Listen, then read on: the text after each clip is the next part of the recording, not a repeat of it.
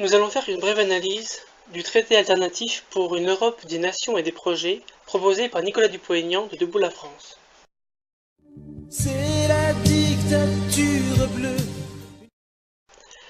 Je vais d'abord commencer par une citation du livre de Jacques Delors, Le nouveau Conseil européen, où il cite un discours qu'il a tenu le 8 septembre 1988 devant le congrès des syndicats britanniques de Bournemouth, où il disait « L'Europe s'affirme, mais dans sa diversité. Vous, chers amis, restez pleinement britanniques, avec tout ce qui constitue vos raisons de vivre. Grâce à la coopération et à la solidarité entre nous, les Européens, nous arriverons, par la richesse de nos diversités, à préserver notre identité, notre culture, notre capacité de décision et d'action. Je ne suis pas venu ici pour vous promettre des millions d'emplois et le retour rapide à la prospérité générale. Le monde auquel il faut nous adapter est un monde dur, en évolution rapide. Ce que nous entreprenons ensemble est un moyen de faciliter cette adaptation et de trouver une nouvelle jeunesse pour notre Europe. C'est aussi un moyen de démontrer au monde que notre coopération est au service de la paix et du progrès. Vous voyez qu'ici, Jacques Delors termine évidemment son discours par « L'Europe, c'est la paix », mais il dit bien le fondement, la base de l'Europe, qui est bien le business. Et il dit bien que le but de l'Europe, c'est de faciliter l'adaptation des pays européens aux conditions de la mondialisation. Ce discours est de 1988, encore sous la CE. Nous allons passer maintenant à la brève analyse du traité alternatif pour une Europe des nations et des projets de Nicolas Dupont-Aignan de Debout la France. C'est la dictature bleue. La première partie concerne la civilisation européenne.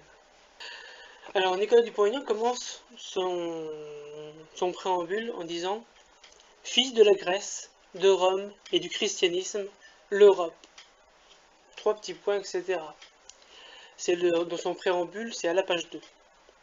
Donc, ce traité alter-européiste paraphrase benoîtement le propos du général de Gaulle devenu célèbre depuis sa publication en 1997 au début du premier volume de C'était de Gaulle d'Alain Peyrefitte, où celui-ci aurait dit à son futur ministre, lors d'une de leurs premières rencontres informelles, « La France est un pays de race blanche, de religion chrétienne et de culture grecque et latine. » Et que depuis, certains politiciens et chroniqueurs de droite ont bien paraphrasé par « de race blanche et de culture judéo-chrétienne » ou même de race blanche et de culture helléno-chrétienne, selon qu'il s'agit de Morano ou de Soral.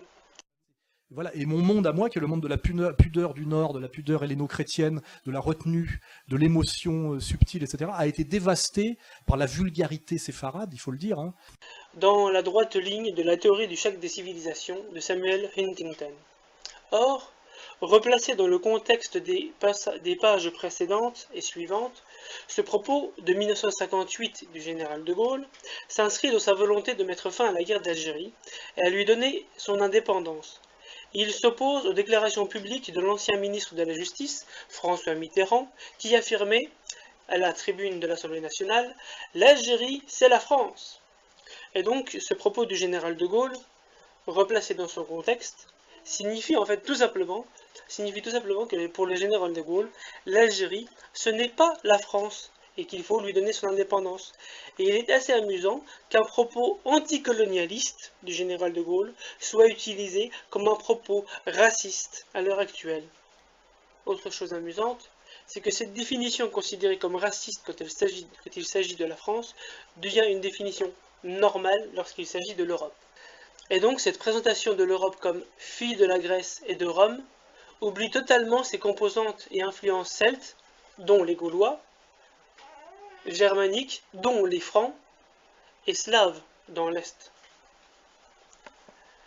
La mention du christianisme de ce traité reprend la formulation d'origine que Valéry Giscard d'Estaing avait donnée en 2005 au traité établissant une constitution pour l'Europe, qui avait été abrogée sur la demande de la France dans sa version définitive, est remplacé par « s'inspirant des héritages culturels, religieux et humanistes de l'Europe », car cette mention était considérée comme contraire au principe français de laïcité, notion absente du reste de l'Europe, mais qui se retrouve en Turquie et en Syrie, dans la Syrie de Bachar el-Assad par exemple. Cette mention amputait historiquement et géographiquement l'Europe des 8 siècles de l'Andalousie, de 711 à 1492, et tous les apports de celle-ci à la civilisation occidentale en général. Par exemple, pour l'algèbre, les chiffres, la poésie, la médecine, la philosophie, etc.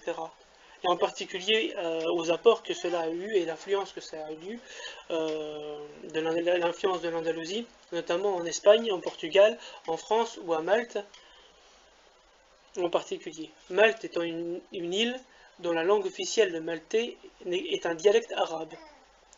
Ainsi, cette mention du christianisme ampute également les 5 siècles du califat ottoman sur les Balkans, de 1453 à 1924, dont la présence y est encore visible, notamment en Albanie, en Bosnie, au Kosovo, en Macédoine, à Chypre et en Turquie d'Europe.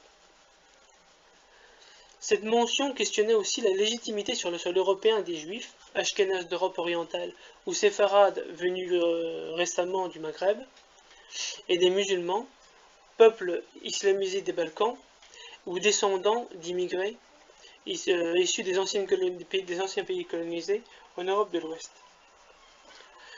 Cette mention effaçait également l'origine orientale du christianisme, que ce soit pour Jésus de Nazareth, pour saint Simon-Pierre de Capharnaüm, devenu le premier pape, pour saint Saül, plus connu sous le nom de Paul de Tarse, saint Paul de Tarse, ou pour les évangélisateurs de la Gaule, comme saint Hilaire de Poitiers ou saint Irénée de Lyon, qui étaient tous deux des Grecs immigrés en Gaule. Le terme de christianisme servait aussi à effacer la différence entre les églises chrétiennes, notamment syriennes, arméniennes, coptes, éthiopiennes, qui elles sont majoritairement en dehors de l'Europe, mais aussi catholiques, orthodoxes, cathares, vaudoises, anglicanes, luthériennes, calvinistes, méthodistes, quakers, mormones, témoins de Jéhovah, etc. Des différences qui sont encore très vivaces, notamment par exemple en Irlande entre les catholiques et les protestants, ou dans les Balkans entre les Serbes orthodoxes, les Croates catholiques et les Bosniaques musulmans. Dans son préambule, Nicolas Dupont-Aignan dit donc, je reprends, « Fille de la Grèce, de Rome et du christianisme, l'Europe, bien que médiocrement dotée de ressources naturelles, a peu à peu écrit une histoire marquée par le progrès des arts, des sciences, des techniques et des idées, jusqu'à l'invention d'un humanisme et d'une modernité à valeur universelle. Ainsi, forte de sa puissance spirituelle, morale, intellectuelle, scientifique et matérielle, en croissance continue à partir de l'époque moderne, l'Europe a peu à peu forgé les instruments d'un rayonnement mondial dont les héritages multiples marquent encore profondément aujourd'hui le monde contemporain. Préambule, page 2. Ce traité alter-européiste nie les apports arabo-islamiques, asiatiques et américains au développement de l'Europe. De plus, le constat que fait Nicolas Dupont-Aignan de Debout la France, l'Europe est médiocrement dotée de ressources naturelles. Elle se prétend d'un humanisme et d'une modernité à valeur universelle, et qu'elle a peu à peu forgé les instruments d'un rayonnement mondial dont les héritages multiples marquent encore profondément aujourd'hui le monde contemporain. Tout cela suit inconsciemment les arguments principaux du texte sur la justification de l'esclavage de Montesquieu. Et ça reprend également l'affirmation sur le rôle positif de la colonisation, notamment en Afrique du Nord, affirmée par la loi mémorielle voulue par Nicolas Sarkozy.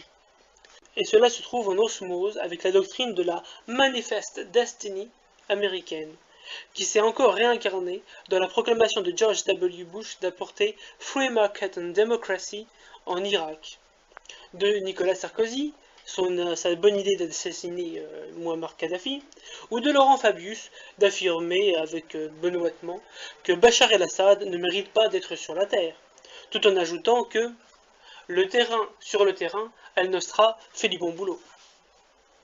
Bref, tout cela montre une complaisance certaine envers le colonialisme. Mais en plus de ça, résume l'idée européenne, conformément à une majorité de ce que pense le peuple allemand par exemple, que l'Europe, c'est bien l'union des peuples blancs et chrétiens.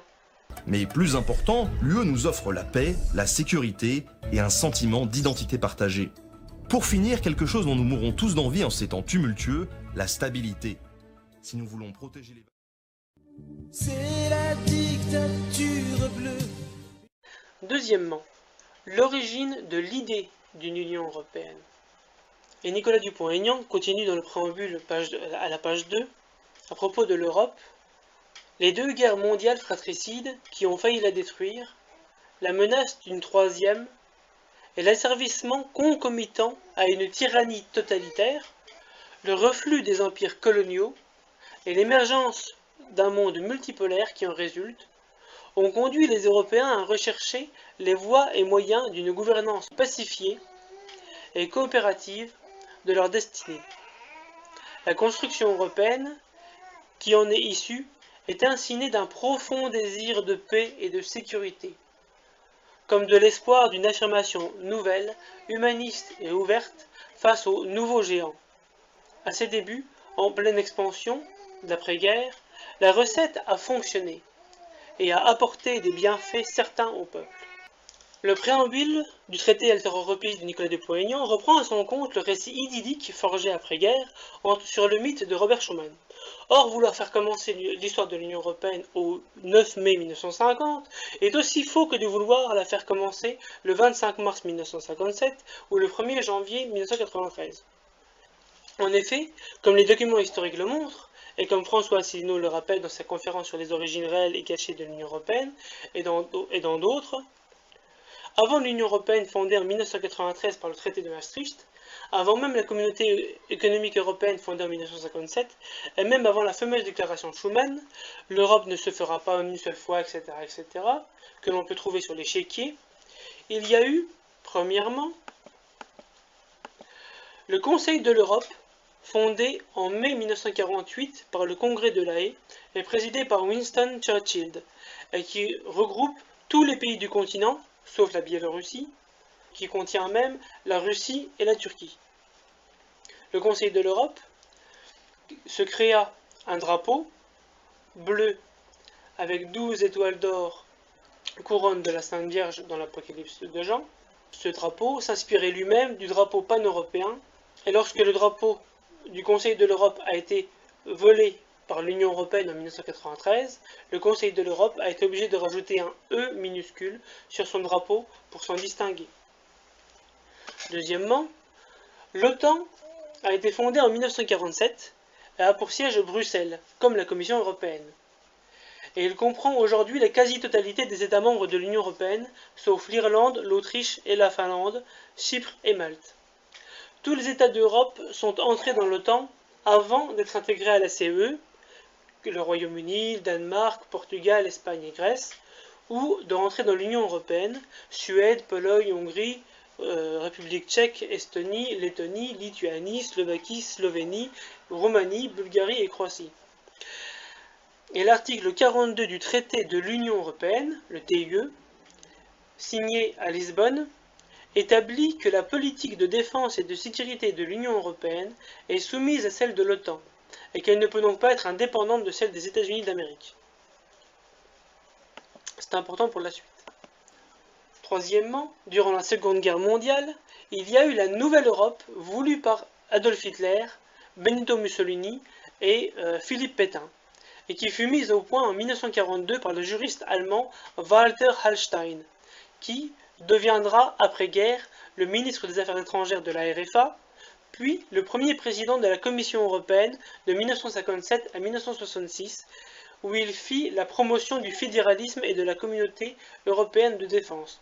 C'est-à-dire que Walter Hallstein a travaillé sous les ordres d'Adolf Hitler pour créer la Nouvelle Europe, das neue Europa, mais en plus de ça, après-guerre, il a été le fondateur de la CECA et de la CEE, dont il est devenu le premier président de la Commission européenne, où il a fait 2 mandats, et il a fini par être obligé de démissionner suite à la politique de la chaise vide de Gaulle et de l'échec de la Communauté européenne de défense en 1954. Et il a démissionné en 1966. Donc. Quatrièmement, enfin encore avant cela, il y a eu la Pan-Europe, fondée par Richard Coudenhove-Kalergi dans l'entre-deux-guerres, en 1923, dont le drapeau, un drapeau bleu avec un soleil jaune et une croix rouge, dont le comte Coudenhove-Kalergi a expliqué que la croix rouge des croisades du Moyen-Âge est le symbole le plus ancien de l'Union européenne supranationale. Aujourd'hui, elle est l'emblème de l'humanisme international. Le soleil figure l'esprit européen, dont le rayonnement éclaire le monde entier. On peut voir que cet esprit de Coudenhove-Kalergi est exactement le même que celui qu'on trouve chez Dupont-Aignan dans son traité, dans le préambule de son traité, sur le rayonnement mondial de l'Europe, etc., etc. Bref. Et donc ce drapeau-là, de départ, a ensuite été entouré par la couronne des 12 étoiles de la Sainte Vierge, du drapeau du Conseil de l'Europe. Et le drapeau du Conseil de l'Europe de 1953 était bleu ciel avec 12 étoiles d'or couronnant la Vierge de l'Apocalypse. Donc, dans le livre de l'Apocalypse, dans la Bible, au chapitre 12, verset 1, il est écrit « Un grand signe parut dans le ciel, une femme enveloppée du soleil, la lune sous ses pieds, et une couronne de 12 étoiles sur sa tête. » C'est de ce verset que vient le drapeau européen.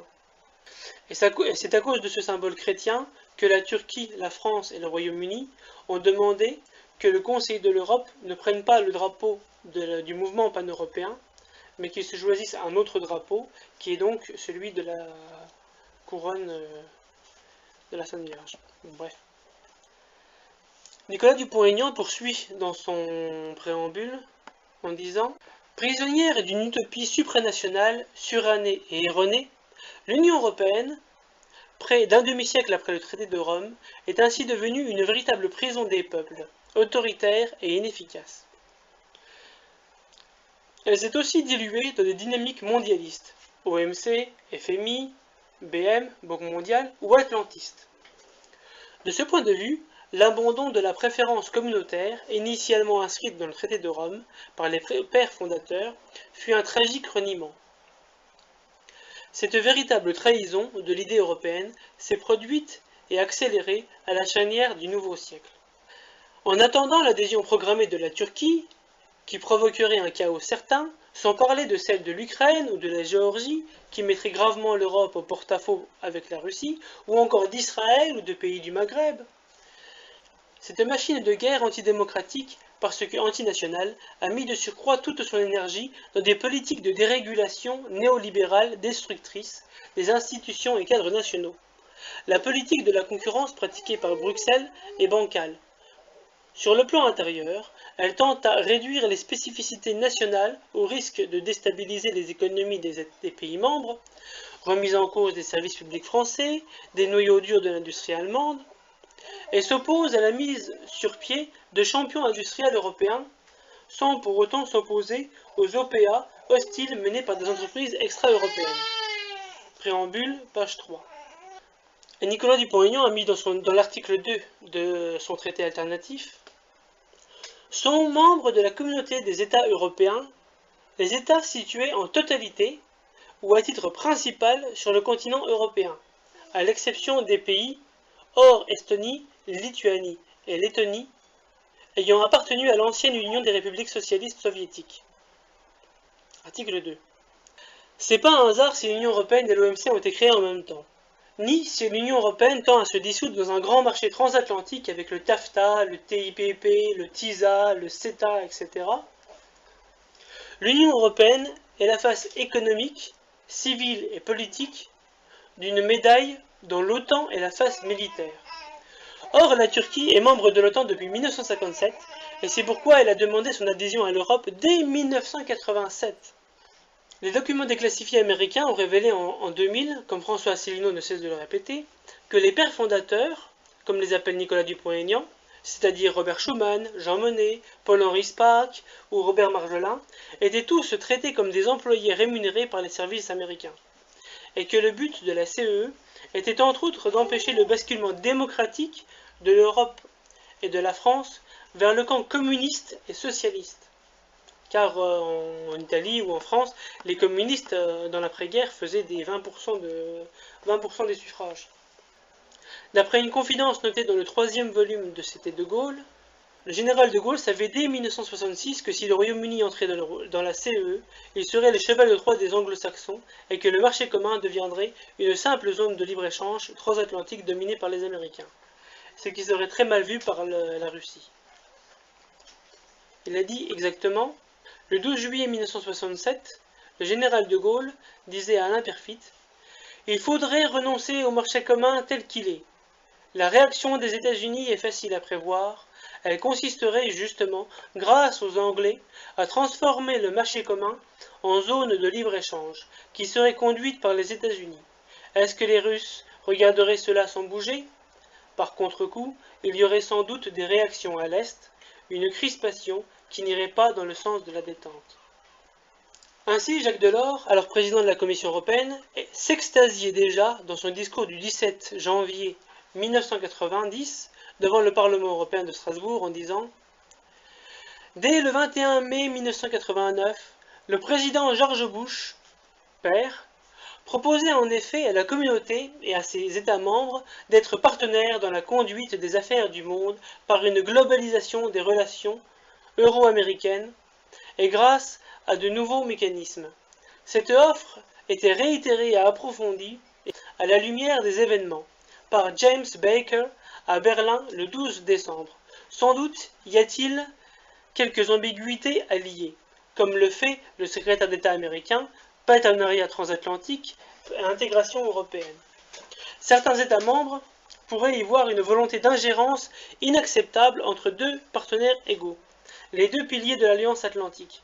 Mais comment ne pas se réjouir des nouvelles dispositions d'esprit que l'on ressent de part et d'autre de l'Atlantique, de cette volonté commune d'une coopération approfondie qui éviterait que le cours des relations entre les deux premières puissances du monde soit ramené à des querelles sur les pâtes ou sur les hormones. Nos liens avec les États-Unis méritent mieux. Donc c'était Jacques Delors, dans le Nouveau Concert européen, page 204.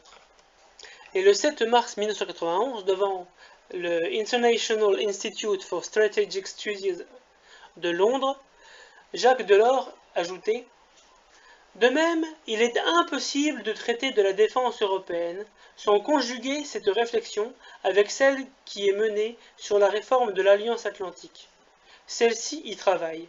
Dès le 12 décembre 1989, le secrétaire d'État, James A. Baker, posait des questions essentielles dans son discours fort judicieusement intitulé « A New Europe, a New Atlantism, Architecture for a New Era ».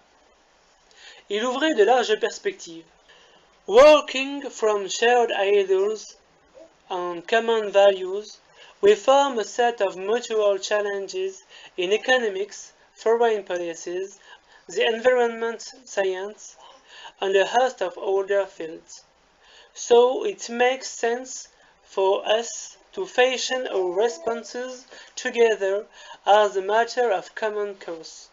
J'ai choisi cette citation parmi d'autres pour relever qu'indépendamment des questions propres de défense largement évoquées dans ce discours, le secrétaire d'État américain évoquait tous les domaines possibles, économie, politique étrangère, sciences de l'environnement, etc., pour une coopération avec les alliés européens. Citation, avec à l'intérieur une citation en anglais, dans le Nouveau Concert européen, page 305-306.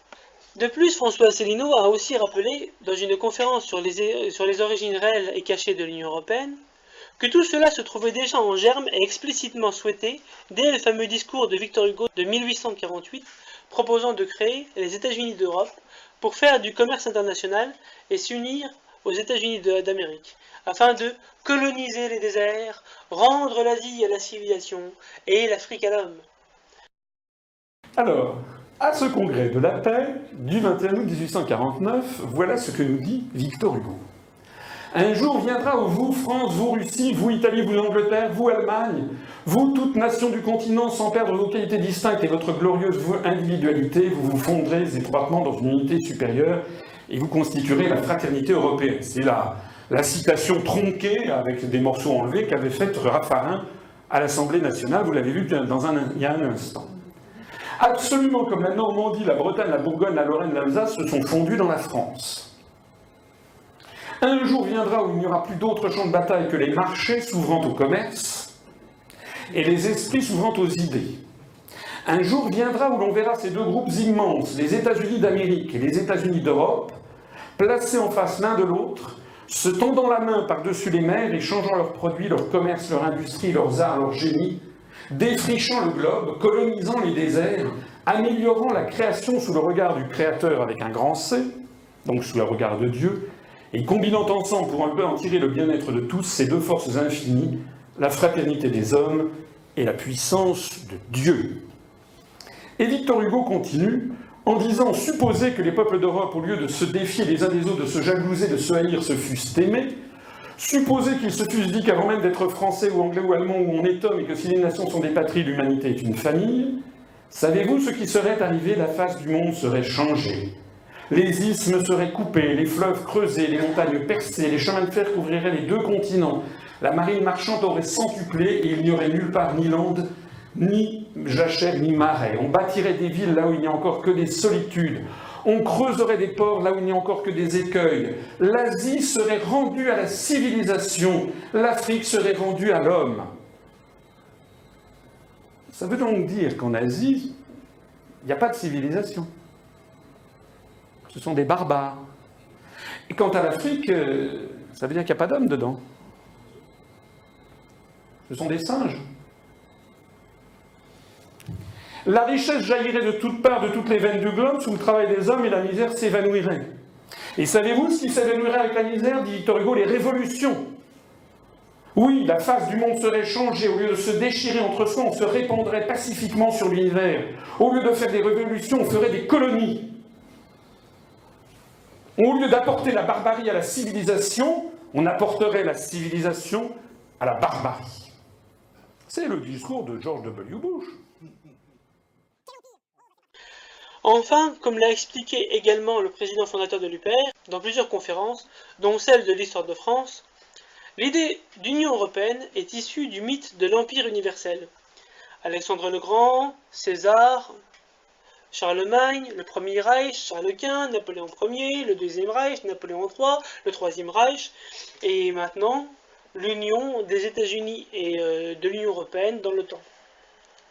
Ayant un empire donc universel ayant vocation à lutter contre l'islam, les croisades, la colonisation, les guerres d'Afghanistan, d'Irak, de Libye, du Mali, de Syrie, et aussi de lutter contre la Russie. Napoléon Ier, Napoléon III, Hitler, la guerre froide, les guerres civiles en Ukraine, la guerre civile en Syrie, etc.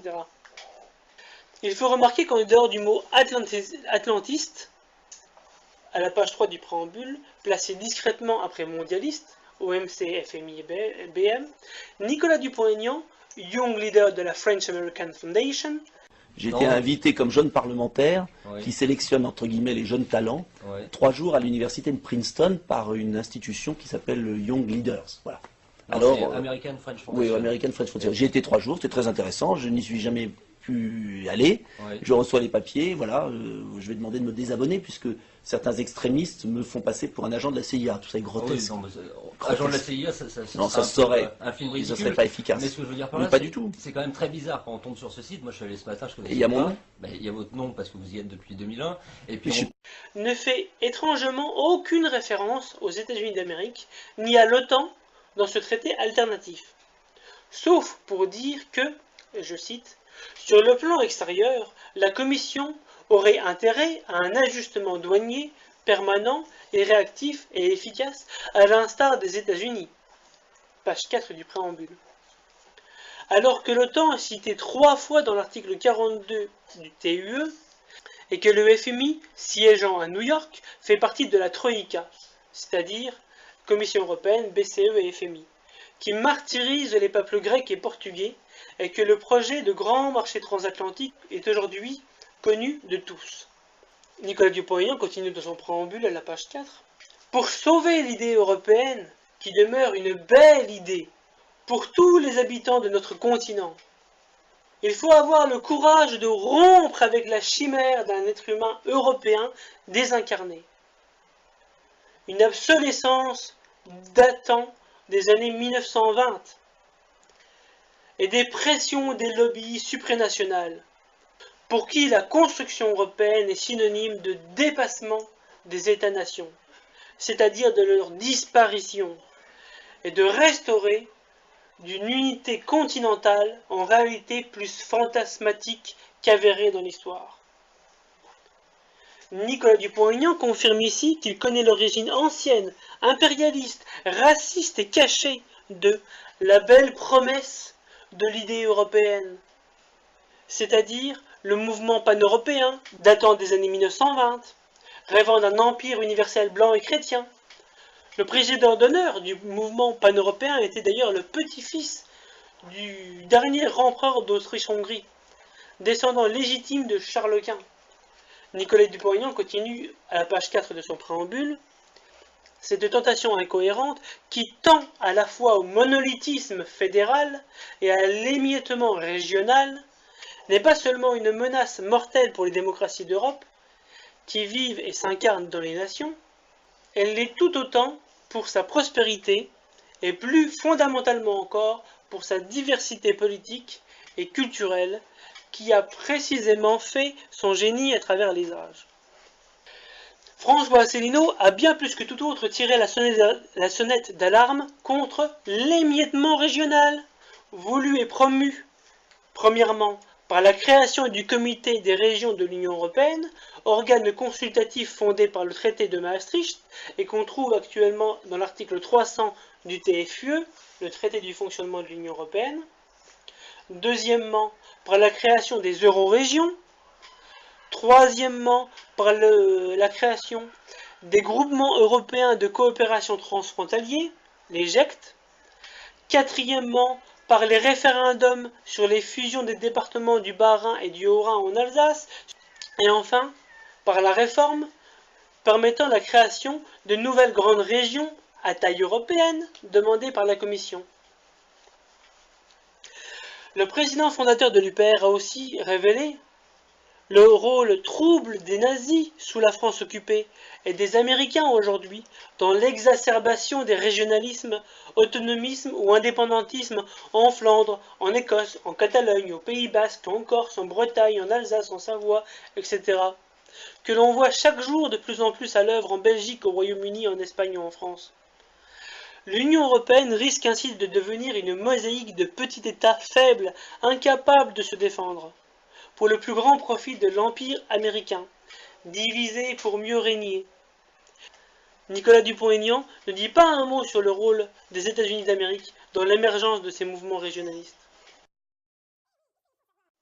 Contrairement à ce que dit parfois Nicolas Dupont-Aignan, ou ce que disent parfois d'autres personnes, comme le Front National, ou même d'autres européistes, des européistes convaincus, comme les gens du PS, ou les gens d'En Marche, ou les gens des Républicains, ce n'est pas le traité de Maastricht ou les élargissements vers les pays de l'Est qui posent le problème. Le problème, comme le montre François Asselineau, c'est dès la racine l'idée de la conception même de l'Union européenne. Avant même l'Union européenne, la CE était déjà un problème. D'ailleurs, Jacques Delors, dans son livre « Le nouveau concert européen », Jacques Delors commence, après la préface, son livre commence à la page 23 par ces lignes. 1984 se termine sur l'ère majeure du déclin de l'Europe. Déclin démographique, économique, technologique, culturel même. Les magazines en font leur couverture. L'Europe communautaire s'enfonce dans ce que l'on appelle alors l'europessimisme ou l'eurosclérose. La construction européenne s'est en effet essoufflée. aux exceptions remarquables de la mise en place du système monétaire européen et de l'élection du Parlement européen au suffrage universel, bien peu de progrès ont été enregistrés depuis les années 60. Les échanges économiques stagnent d'ailleurs depuis une dizaine d'années, participant au ralentissement des économies qui illustre la faiblesse de la croissance, le recul des investissements et la perte sèche de plusieurs centaines de milliers d'emplois. L'Europe doute de ses capacités et les Européens s'entendent expliquer que l'avenir du monde aura désormais pour théâtre le bassin pacifique. Vous voyez qu'ici, Jacques Delors, dès les années 1984, année amusante, parlait déjà du déclin de l'Europe, du manque de volonté des peuples de s'unir dans l'Europe, etc., du manque car en fait, l'Europe est en fait contre les peuples, est en fait contre la volonté profonde des peuples, eh bien, elle ne marche pas, elle ne fonctionne pas. Et on a beau faire tout ce qu'on veut, en fait, ça fait donc depuis 1984 et même déjà avant qu'on parlait toujours que l'Europe ne fonctionne pas. Bref. C'est la dictature bleue. Troisième grande partie, le projet de Debout la France, un autre euro. Nicolas Dupont-Aignan dit dans son préambule, aux pages 5 et 6, « Rendre leur souveraineté aux nations, c'est-à-dire le contrôle plein et entier de leurs lois, de leur budget, de leur monnaie et de leurs frontières, sans lequel leurs gouvernements élus sont impuissants dans la gestion des affaires publiques. » Et plus loin, il propose que l'euro dans sa forme actuelle, avec la transformation de la monnaie unique étouffante en une monnaie commune souple et juste pour chaque nation. À l'article 5, alinéa 3, ce traité affirme « L'euro est transformé en une monnaie commune scripturale, applicable à tous les pays membres. L'organe de gestion qui la pilote, nommé Conseil monétaire européen, fixe les cours combinaires intermonnaie autour du cours pivot entre l'euro-marque, l'euro-franc, l'euro-lire, etc. nouvellement créés. Ainsi de ce fait que la parité internationale. » Alors là, je vais faire un petit détour. Que signifie concrètement « l'euro est transformé en une monnaie commune scripturale applicable à tous les pays membres ». Tout d'abord, il faut savoir, comme François Asselineau et Vincent Brosseau, anciens économistes de la BCE et ayant rejoint l'UPR, ont déjà expliqué que l'euro n'est pas une monnaie unique, mais que c'est déjà une monnaie commune, car la création de la Banque Centrale Européenne, la BCE, n'a pas supprimé les banques nationales, comme la Banque de France, la Bundesbank, etc. Et que c'est juridiquement chaque banque nationale qui émet sa propre monnaie, avec ses faces nationales sur les pièces d'euros et avec une lettre spécifique sur les billets en euros, avec un taux de change de 1 pour 1 avec les autres banques nationales de la zone euro. De plus, il faut bien comprendre la différence entre une monnaie fiduciaire, qui sont l'ensemble des pièces et des billets émis par une banque nationale, et une monnaie scripturale, qui est l'ensemble des prêts accordés par les banques privées, Crédit Agricole, Crédit Mutuel, Société Générale, LCL, etc. Ainsi que par la BCE, qui émet déjà uniquement de la monnaie commune scripturale, et jamais de la monnaie fiduciaire qui est l'apanage des banques nationales. Or, il faut savoir qu'actuellement en France, la monnaie fiduciaire, les pièces et les billets, ne représente que 20% de la monnaie en circulation, et que la monnaie scripturale, émise par la banque privée, en représente 80%. Bref, ce projet de transformer l'euro en euro-franc, ou monnaie commune scripturale, par Debout la France, le même que certaines propositions de certaines occasions à certains membres du Front National, comme certaines interviews de Marine Le Pen ou de Bruno Gollnisch, est totalement inutile. C'est d'ailleurs maintenant aussi le projet de la France Insoumise, de Mélenchon. Pour recevoir un économiste qui a travaillé 15 ans à la BCE, la Banque Centrale Européenne, avant de quitter l'institution et de militer pour que la France quitte l'euro. Vincent Brosseau, bonsoir. J'ajoute que vous êtes l'un des responsables de l'Union populaire républicaine qui présente des candidats aux élections départementales. Quelle réflexion vous a amené à ce parcours ? BCE, et je demande ensuite, je pars de la BCE, je demande que la France quitte l'euro. Oui, en effet. Au commencement, j'étais naturellement assez pro-Europe et pro-euro, mais je me suis rendu compte au fil des années que c'était un peu chimérique et que tout ce qu'on pouvait construire en matière d'Europe était finalement quelque chose qui arrivait à une diminution de la souveraineté de la France sans apporter rien d'autre en échange, et c'était donc une opération perdante. Et c'est ça qui va créer la différence entre l'euro et les monnaies normales, et c'est aussi ça qui va faire qu'il y a une porte de sortie. C'est pourquoi il convient d'être très attentif. L'euro n'est pas une monnaie commune, c'est pas une monnaie unique. On utilise ces expressions comme des raccourcis. C'est-à-dire que vous allez voir vos journalistes qui vous dire, au lieu de dire euro, ils vont dire la monnaie unique. Bon, il ne s'agit pas là d'une intention délibérée de tromper, c'est juste que ça va plus vite. On dit monnaie unique. Les journalistes anglais et allemands diraient la monnaie commune. C'est pareil. C'est pas pour tromper l'ennemi, c'est parce que ça va plus vite. Mais dans la réalité, c'est ni l'un ni l'autre. L'euro, c'est en réalité, alors accrochez-vous bien, car c'est maintenant que nous entrons dans la difficulté. L'euro est un faisceau de N plus de monnaies, si vous avez N pays. Si vous avez N pays, par exemple, aujourd'hui, il y a 19 pays, je crois, dans la zone euro, donc N fait 19. Et à ce moment-là, l'euro, c'est un faisceau de 21 monnaies, qui portent toutes le même nom. Donc on dit qu'elles sont homonymes, ce même nom s'étant l'euro, et surtout qui sont liées par un cours de change fixe, qui est le plus simple possible, c'est 1 pour 1. C'est-à-dire que vous avez en fait 21 sortes d'euros qui valent tous, enfin qui sont tous liés par un cours de change fixe les uns envers les autres, à 1 pour 1, et qui s'appellent tous euros. Mais c'est ça, c'est pas une monnaie unique à proprement parler, et c'est pas une monnaie commune non plus. C'est 21 sortes d'euros. Alors, pourquoi est-ce que c'est 21 sortes d'euros ? Quelles sont ces N plus 2 espèces ? Vous avez les comptes courants ouverts auprès des N banques centrales nationales. Donc ça, c'est l'équivalent de ce qui existait avant. Vous avez N pays, donc ça fait N espèces. Mais en plus de ça, vous avez les comptes courants qui sont ouverts auprès de la BCE en tant que telle, hein, parce que la BCE aussi, c'est une banque centrale. Donc vous pouvez avoir, enfin pas vous, mais des gens peuvent avoir un compte courant ouvert auprès de la BCE. Ceci fait un euro d'une nouvelle espèce, la numéro N plus 1. Et la numéro N plus 2, c'est les billets, qui jouent un rôle spécial dans le cas de l'euro, parce que dans l'ancien temps, c'était des créances sur la banque centrale qui les émettait, mais aujourd'hui, c'est autre chose. C'est des créances indivises sur toutes les banques centrales de la zone euro à la fois. Donc c'est une espèce en soi différente des N plus 1 espèces précédentes. Donc vous voyez que c'est assez compliqué. Cela dit, la complexité s'arrête là. Une fois qu'on a capté ça, que c'était N plus 2 monnaies qui portaient le même nom et qui étaient liées par un PEG à un cours fixe de 1 pour 1, on a tout compris sur l'euro pratiquement. Et on a également compris comment il allait pouvoir se défaire. Or, en plus de ça, l'Union européenne a déjà voté le fait, et le Parlement français a voté, et ça a passé au journal officiel, qu'il y aura la suppression de la monnaie fiduciaire, des pièces et des billets, donc une discussion sur ce sujet, en tout cas, pour 2018. En fait, ce sont des propositions qui, en réalité, non seulement n'ont pas d'intérêt, mais en plus qui vont dans le sens de ce que demande l'Union européenne.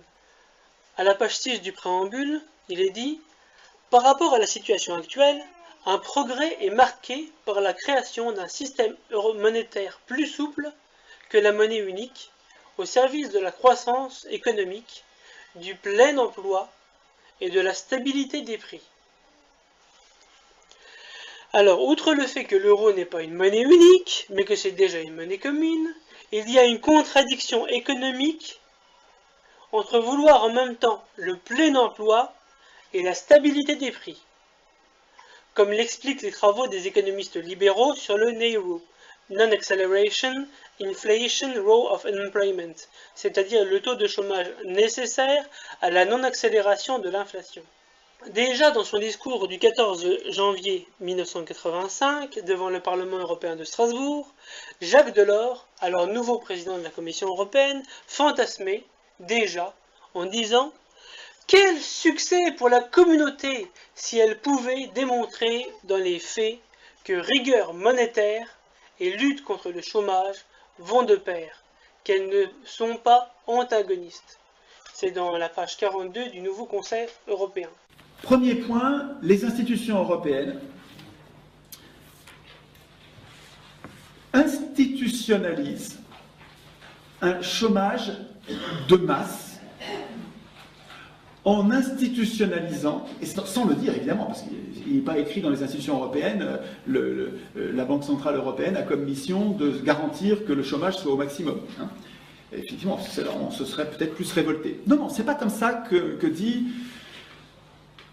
disent les constituants européens. Ils disent la Banque Centrale Européenne, sera totalement indépendante des gens que vous allez élire.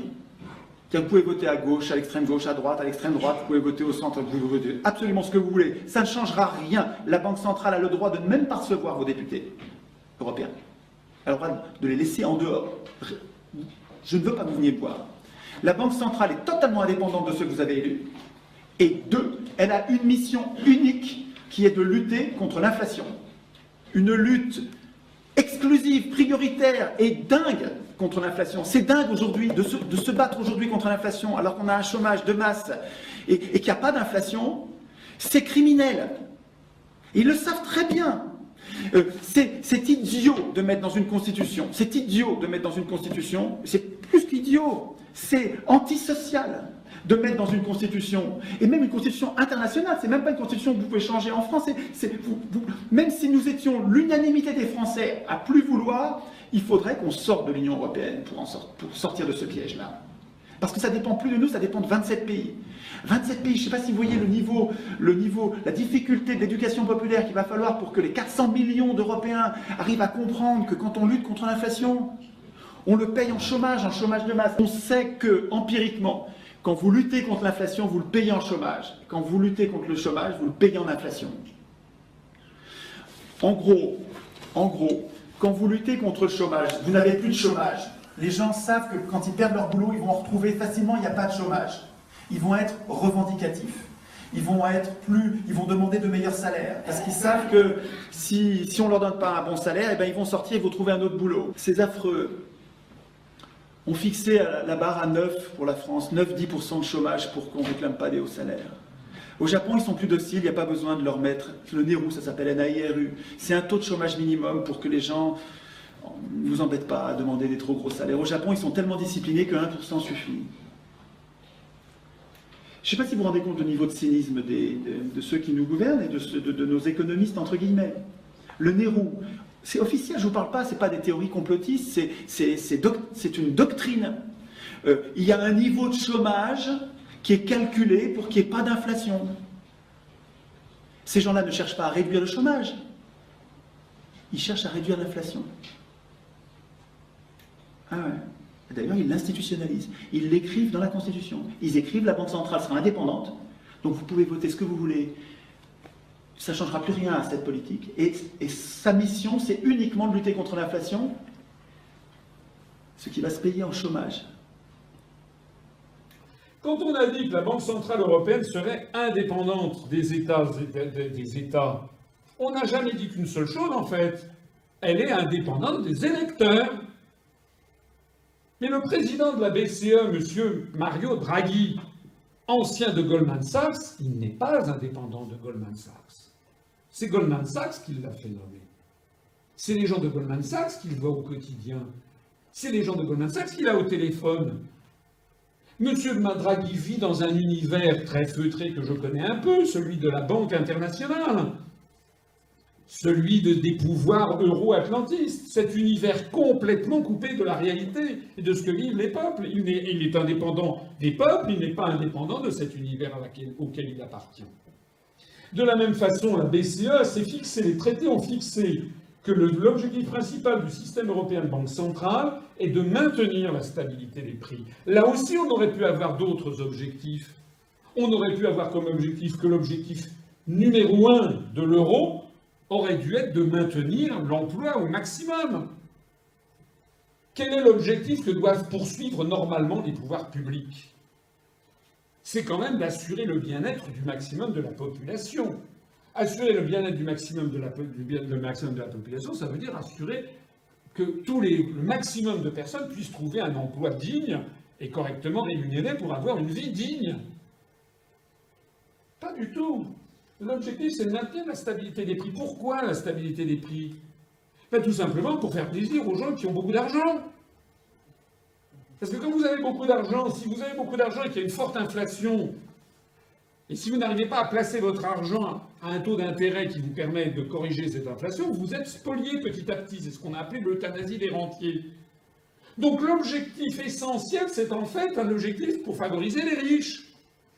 De plus, si la stabilité des prix est un dogme de la Bundesbank, dû au traumatisme de l'hyperinflation de l'entre-deux-guerres qui a mené à l'élection d'Adolf Hitler comme chancelier, une inflation autour de 2% est souhaitable en France, avec un taux de change de 1 euro pour 1 dollar, tandis qu'une inflation bien plus forte serait indispensable pour la Grèce, pour l'Italie, pour l'Espagne ou pour le Portugal, pour faire fondre mécaniquement leurs dettes extérieures et pour en revenir à une inflation qui leur est naturelle, comme c'était le cas quand ils avaient la drachme, la lire italienne ou la peseta, etc., et qui correspond à leur économie.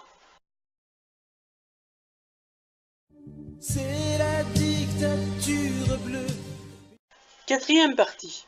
Le projet de Debout la France, une autre Europe.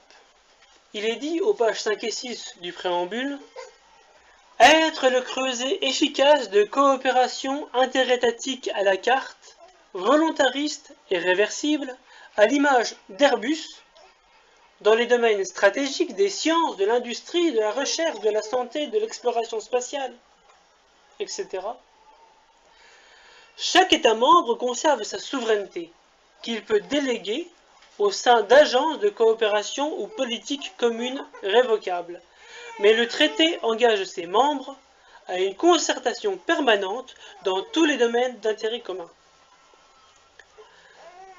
Au-delà de ces compétences obligatoires, la communauté encourage ses membres à former, sur un mode volontariste, des communautés spécialisées à caractère thématique dans de multiples domaines, régies par le même principe d'unanimité et pouvant s'adjoindre des pays extérieurs à la communauté. François Asselineau a dans ses conférences expliqué que la réussite d'Airbus n'a rien à voir avec la CE, ni avec la CECA, ni avec l'UE, mais que c'était une coopération franco-anglaise, comme pour le Concorde, puis internationale, et que les parts américaines de 25% ou japonaises ou mexicaines, etc., à la fabrication d'Airbus y sont importantes.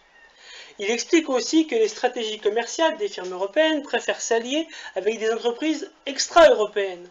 Renault avec Nissan, Bayer avec Monsanto, pour s'enrichir de savoir-faire, d'expériences et de marchés étrangers déjà acquis.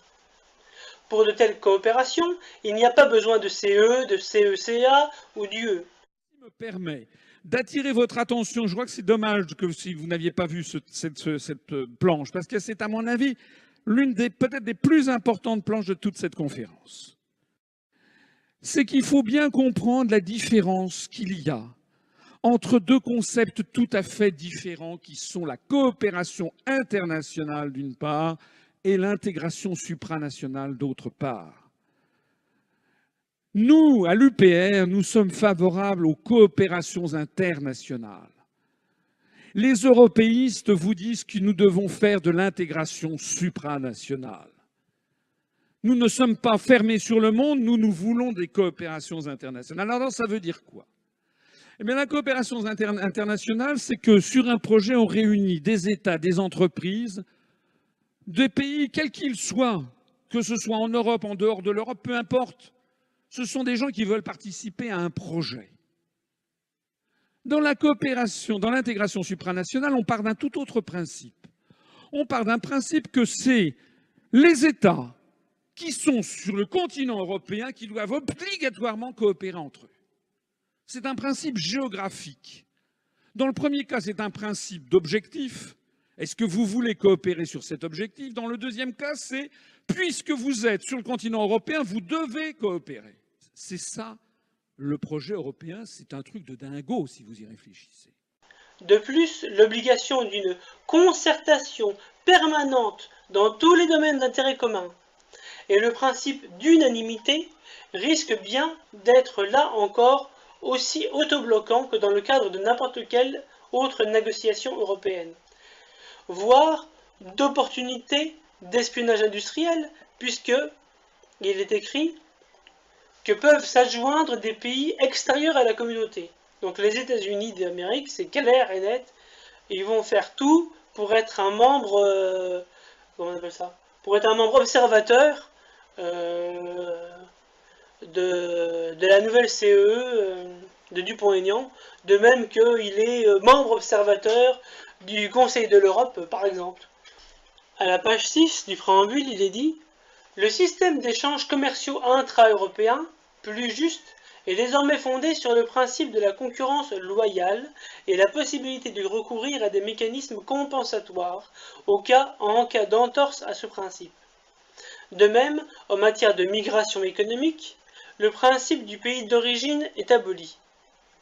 Le contrôle des frontières, les titres de séjour ou de travail, la politique des visas pour les pays non européens redeviennent l'apanage des États, ce qui ne signifie nullement un renfermement ou un repli sur soi, mais l'expression d'un souci naturel de sécurité et de lutte contre toutes les formes de fraude qui prospèrent. Ici encore, la sortie pure et simple de la France de l'Union européenne par l'article 50 du TUE, traité sur l'Union européenne, comme l'a fait le Royaume-Uni, serait bien plus rapide, bien plus simple, bien plus efficace que la création d'une CEE, d'une communauté européenne des États, comme le propose debout la France. Les institutions de la nouvelle CEE de debout la France. Dans l'article 8, il est dit « Pour assurer son fonctionnement, la communauté des États européens dispose d'un cadre institutionnel qui comprend le Conseil européen, l'Agence économique européenne, l'Agence monétaire européenne, l'Assemblée européenne, les communautés spécialisées, la Cour des comptes de la communauté. » Alors là, le Conseil européen de ce traité alternatif reprend le mode de fonctionnement de l'actuel Conseil européen, composé des chefs d'État et de gouvernement des États membres, comme le précise l'article 9, alinéa 1 du traité alternatif, mais avec l'élection annuelle d'un président et des réunions tournantes tous les 4 mois, comme c'est précisé dans l'alinéa 2 de l'article 9, ce qui est une nouveauté. Par contre, ce traité remplace la Banque centrale européenne par une agence monétaire européenne, par l'article 11. Or, cela ne changera rien au fait que ce sont actuellement les banques nationales qui émettent chacune l'euro pour un taux de conversion de 1 pour 1. En effet, l'euro est déjà une monnaie commune et non pas une monnaie unique, contrairement aux affirmations de DLF, du Front National, de la France Insoumise et de toute la presse. Ce qu'il faut donc pour que la France retrouve sa souveraineté monétaire, ce n'est pas créer un euro-franc ou une agence monétaire européenne, mais c'est de briser le taux de conversion de 1 pour 1 entre les euros émis par la Banque de France et ayant cours légal en France, avec ceux émis par la Bundesbank en Allemagne, ou ceux émis par la Banque de Grèce ou par la Banque d'Italie, etc.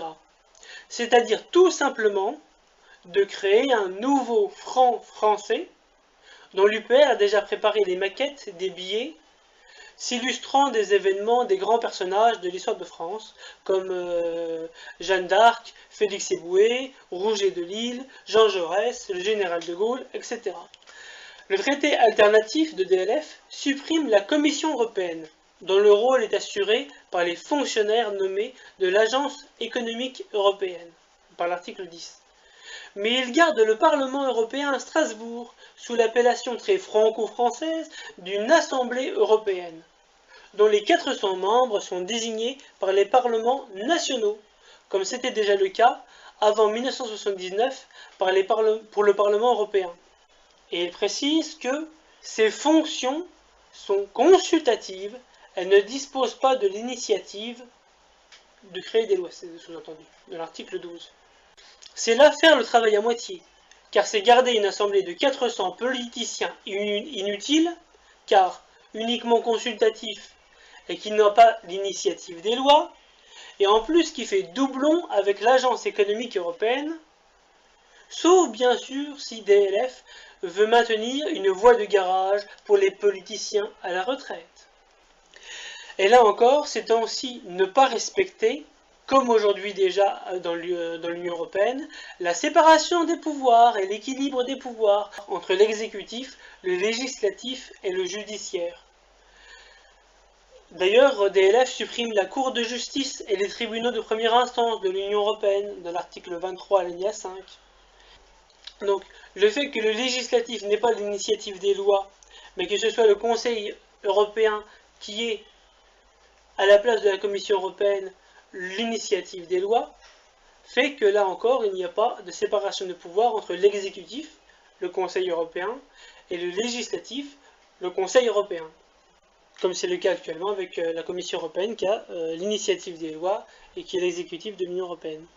Et c'est en plus de ça, méconnaître l'origine de la Commission et du Parlement européen qui sont issus des projets de mouvements pan-européens datant des années 1920 et de la Nouvelle Europe, das Neue Europa, des années 1941-1942, et qui s'inspire du fonctionnement du Second Reich allemand.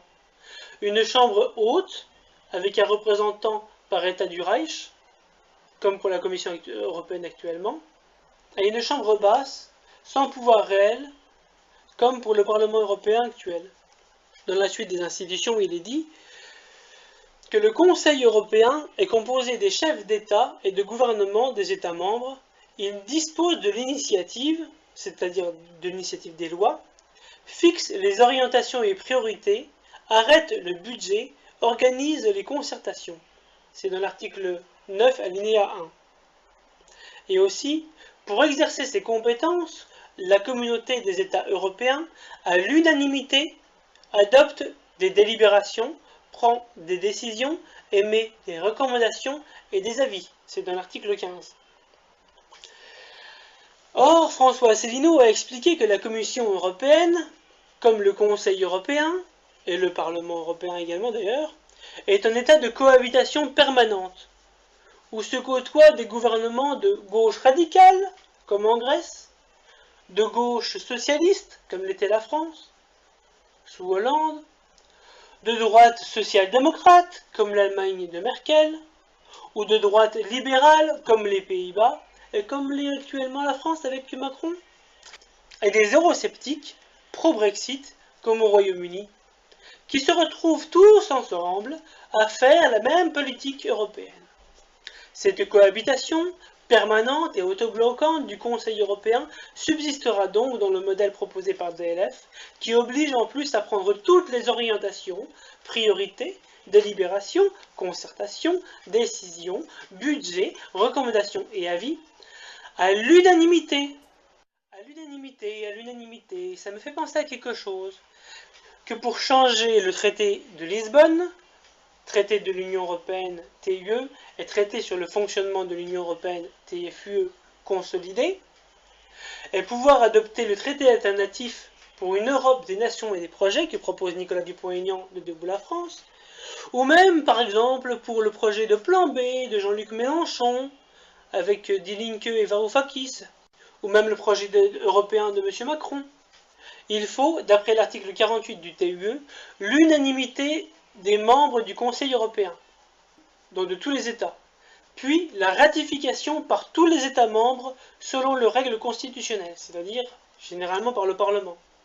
Mais cela implique aussi un référendum obligatoire selon la Constitution de la République d'Irlande. Cela signifie que le Luxembourg, Malte, Chypre, la Lettonie ou l'Irlande peuvent à eux seuls faire échouer tout projet de nouveau traité européen. François Asselineau a ainsi calculé que statistiquement, la chance d'avoir 28 États membres avec la même couleur politique pour pouvoir changer les traités vers le projet de M. Dupont-Aignan ou vers celui de M. Mélenchon sont 1000 fois plus faibles que de gagner à l'euro million. D'ailleurs, même le projet européen de M. Macron, eurolâtre devant l'éternel, a été repoussé à la fois par Mme Merkel, mais aussi par la Commission européenne. Bon alors ensuite, qui peut être membre de cette nouvelle CE?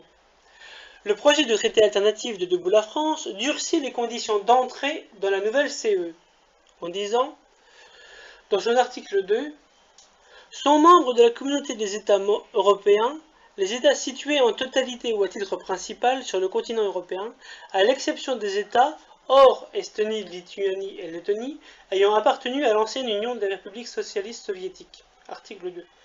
Donc, le projet de traité alternatif de Dubourg-la-France durcit les conditions d'entrée dans la nouvelle CE aux seuls États membres de l'ex-Yougoslavie, Bosnie, Serbie, Monténégro, Macédoine et Albanie, en disant qu'ils doivent être cooptés à l'unanimité des États membres et soumises à ratification par référendum dans chacun des États membres. C'est écrit dans l'article 19 du traité alternatif. Mais aussi, ce traité alternatif durcit les conditions de sortie de la nouvelle CE, en disant qu'elle ne devient possible que sous réserve de respecter ses engagements financiers, un délai de préavis, sans préciser lequel, et les modalités de retrait arrêtées par le Conseil européen, dans l'article 20. Et il supprime ainsi l'échéance maximale, ou à défaut 2 ans après la notification du retrait, que l'on trouve actuellement dans l'article 50 du TUE. La belle Europe de DLF. Alors, dans l'article 19 du traité alternatif de l'Union européenne, il est écrit « Chaque État membre doit respecter l'état de droit, notamment par un système judiciaire irréprochable, la liberté d'expression et une scrupuleuse indépendance de la presse. » Nicolas Dupont-Aignan, de Dubourg-la-France, formule le vœu pieux d'une nouvelle Europe vertueuse, avec notamment une scrupuleuse indépendance de la presse. Or, en 2016, la France elle-même a été classée en fonction de la liberté de la presse à la 45e place entre le Botswana et la Mauritanie. Ceci explique sans doute la présence régulière de M. Dupont-Aignan dans les grands médias de masse et l'absence dans ceux-ci de M. François Asselineau, ainsi que des candidats de l'Union populaire républicaine. Ceci explique aussi certainement l'eurolatrie et la macronlatrie des médias et l'absence quasi totale des 574 candidats de l'UPR aux élections législatives dernières dans les grands médias. Et c'est l'occasion pour moi de vous rappeler que le programme de l'UPR propose pour y remédier une déconcentration de la presse française qui appartient actuellement à une dizaine de milliardaires. À titre d'exemple, l'ancien ministre Jean-Michel Bailey est le patron de Centre Presse, du Journal de Millau, du Progrès Saint-Africain, de la Dépêche du Midi, de la Provence et de l'Est républicain. Et il propose également l'interdiction par un journal d'appartenir à un magnat industriel ou financier. Le sénateur Serge Dassault, propriétaire de Libération, Pierre Berger, Xavier Niel et la Banque Lazare, propriétaire du Monde, le Crédit Mutuel, propriétaire des dernières nouvelles d'Alsace, et également d'être possédé à plus de 20% par des actionnaires étrangers. TF1, qui appartient à Bouygues, qui a pour actionnaire American Funds and Management, ou BFM, qui est officiellement domicilié au Luxembourg et qui appartient à Patrick Drahi, qui est la deuxième plus grosse fortune de l'État d'Israël. Enfin, le programme de l'UPR est fait pour une véritable indépendance de la presse, des milieux d'affaires et des puissances étrangères. C'est la dictature bleue. Enfin, pour finir, en conclusion, l'article 24 du traité du fonctionnement de l'Union européenne dit « Le présent traité est conclu pour une durée illimitée. 5 ans après sa mise en vigueur, il sera soumis à examen afin de faire le point sur les résultats obtenus par la communauté des États européens et, si nécessaire, d'en modifier ou d'en améliorer le fonctionnement. Les politiques dérivées feront également l'objet de révisions périodiques. » Article 24. Enfin, pour conclure, M. Dupont-Aignan achève son traité alternatif pour une Europe des nations et des projets en écrivant que « S'il n'est pas suffisant pour relancer l'économie et la confiance des Français dans leur avenir, ce n'est pas la peine de s'inquiéter, car il nous promet que 5 ans après sa mise en vigueur, la France ne sortira toujours pas de cette véritable prison des peuples autoritaire et inefficace, comme il le dit lui-même à la page 3 de son préambule, où elle est enfermée depuis 60 ans, mais une autre Europe, après cette autre Europe, sera encore et encore possible. Et sans doute y aura-t-il encore une autre Europe, après l'autre Europe, et l'autre Europe, et l'autre Europe, toujours possible. Enfin bref, toujours une autre Europe, jamais l'indépendance de la France et des Français, pour le bonheur de tous les Français. C'est fini.